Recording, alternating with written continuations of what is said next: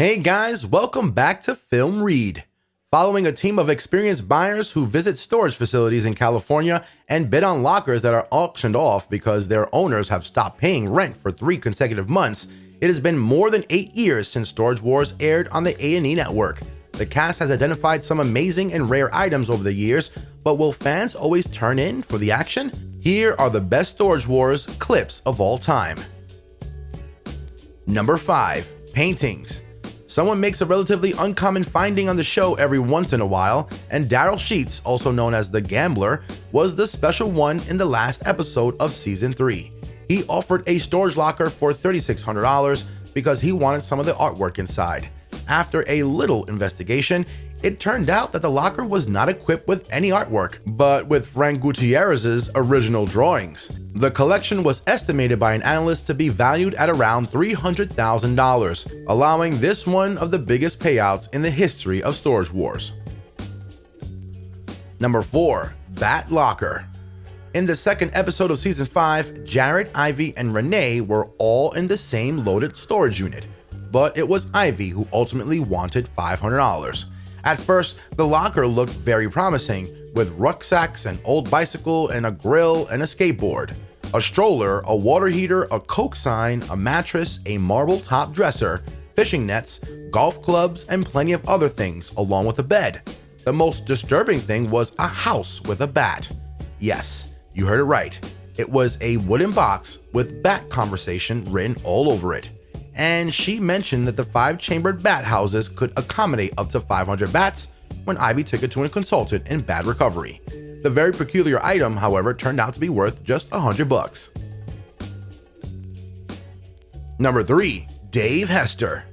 Dave Hester is among the most despised buyers on the show and formerly Daily Storage Wars, and he was quite confrontational and infamous for increasing the prices of the storage units if he thought someone else attempted to purchase them. And what makes his fellow buyers like him even less was the fact that he was also a pretty lucky buyer. For example, Hester purchased a unit filled with old newspapers for $750 in the first season, which does not sound like much of a discovery.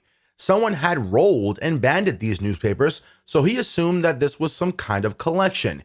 He was curious to find out what it was. However, the papers turned out to be the limited edition of Elvis Presley newspapers, estimated to be worth around $90,000. Number 2. Dolls. Toys made in the 1930s are still in good shape today, often come across as a little weird, if not creepy, because of their design and the material used to make them. So when Brandy and Jared found nothing but junk and an old doll in a storage unit that they had bought on the episode, they had to try their luck with the old toy. Brandy truly hated the doll, and Jared gave it a voice that told her opening a trunk would be releasing the power of the doll, and that didn't help them either. Brandy was confused about what is creepier, the doll or how good Jared is at the creepy doll's voice, but they always wished everything was worth it. They managed to take it to the doll doctor, who would say even more about it, even though it was pretty old.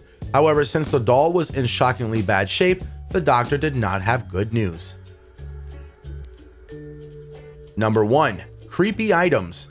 It turned out that in the lockers they had collected over the years, every single one of them had found a lot of grown-up stuff.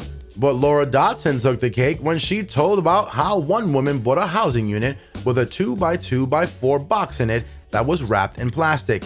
When the box was opened, she was not just disappointed to find nothing of value, but horrified that she found a dead man inside. Daryl then revealed that something similar had happened to him too in a storage locker in San Diego, California in the late 80s. He said he didn't want to speak about it and he didn't want to talk about it, but it wasn't a pleasant scenario. He just said this sometimes happens in business like this. He uncovered stuff like ashes, coffins, and a whole of creepy things.